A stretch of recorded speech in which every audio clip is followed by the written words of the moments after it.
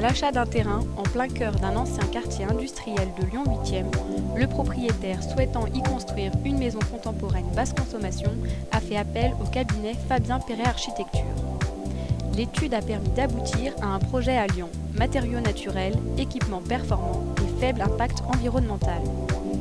Tout en gérant un budget modéré et en tenant compte des contraintes d'implantation liées au plan local d'urbanisme et à la suite d'une étude thermique minutieuse, la construction de cette maison de 140 m² a démarré en juillet 2010 pour une livraison en mars 2011.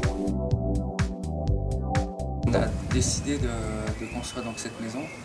On s'est tout de suite orienté vers un choix plutôt bioclimatique, un peu par sensibilité. On était un peu attiré par ce type de maison. Et assez rapidement, on s'est dit, tant qu'à faire une maison bioclimatique, autant aller assez loin dans les performances thermiques.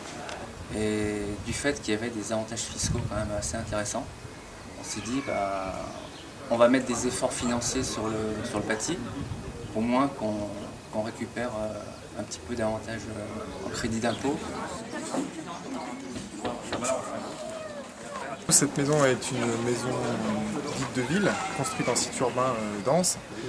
Ce que nous avons réalisé, c'est une maison labellisée Effinergie BBC, avec moins de 60 kWh par an, et sur lequel nous avons traité vraiment l'enveloppe d'une manière avec une très forte isolation sur les murs et en toiture, et avec une bonne performance, très bonne performance thermique en termes de vitrage. Et nous avons utilisé aussi les caractéristiques des lieux, qui avaient une caractéristique industrielle, avec des toitures en shed. Ce système de shed qu'on peut voir dans la rue du Transvaal et qu'on a réutilisé pour pouvoir mettre des panneaux solaires à la fois pour l'eau chaude sanitaire et qui permettent aussi de rentrer en relation avec le système de chauffage. Le test d'étanchéité réalisé en fin de travaux, qui aura notamment permis de valider le label BBC Effinergie et de justifier les efforts entrepris par le maître d'ouvrage, comme le traitement amélioré de l'enveloppe, le confort thermique, la lumière naturelle, l'isolation renforcée avec 40 cm de ouate de cellulose en toiture et 22 cm sur les murs. Parmi les systèmes qui équipent cette maison, on trouve une tour thermique, système 3 en 1, alliant chauffage par pompe à chaleur, ventilation double flux et production d'eau chaude sanitaire par capteur thermique installé en également le réseau aérolique. Donc c'est vrai que ça aussi ça contribue à des meilleures performances, donc à un coût d'exploitation plus intéressant.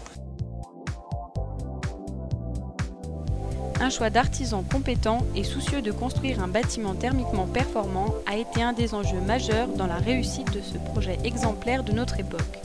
À la portée du plus grand nombre, cette réalisation démontre que ce type de bâtiment est déjà maîtrisé par les professionnels compétents et répond aux attentes toujours plus nombreuses des maîtres d'ouvrage désireux d'habiter des logements économes et en phase avec les enjeux environnementaux et réglementaires du XXIe siècle. On est déjà largement lié au BBC, il sera à peu près au niveau de la RT 2012 qui est à peine sortie.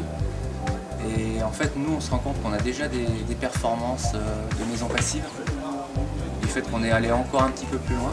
Donc les performances passives, ça sera certainement sur les réglementations 2020. Donc je pense qu'on a un petit peu de marge devant nous pour être tranquille pour l'avenir.